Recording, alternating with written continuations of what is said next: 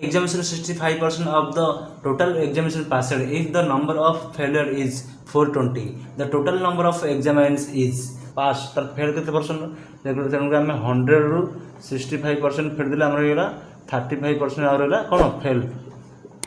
तो आम कौन कर फेल यदि 35% फेल 420 तो 35% है 420 तो 100% केते तो ये आम इजिली बाहर करदे कौन प्रोसेस चल जावा प्रोसेस गले ये 35% इंटू एक्स टोटल नंबर 420 ताले इजिकल प्रोसेस जान देवा एक्स इजिकल टू